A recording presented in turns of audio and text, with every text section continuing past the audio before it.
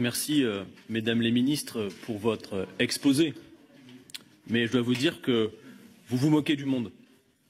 Car dans le contexte historique que nous connaissons, vous venez devant la représentation nationale pour nous répéter inlassablement les mêmes sornettes que depuis 18 mois. Vous ne changez pas de cap. Les mesures que vous nous présentez aujourd'hui traduisent péniblement les propos confus du président de la République.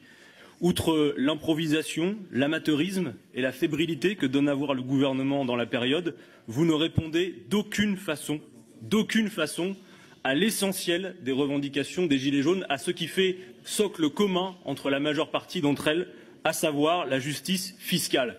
Que chacun paie selon ses moyens véritables, que les riches paient selon leurs moyens eux aussi. Or, avec ce projet de loi, Emmanuel Macron se dresse en rempart entre la France des Gilets jaunes et les riches dont il sert les intérêts.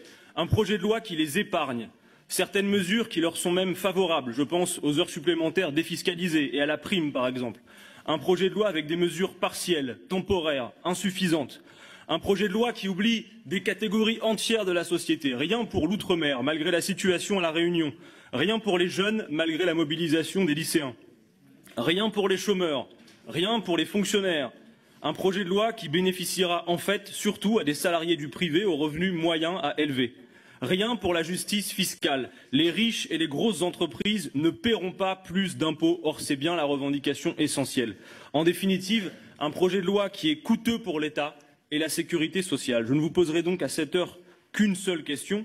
En quelle langue doivent vous parler les Gilets jaunes pour se faire comprendre ?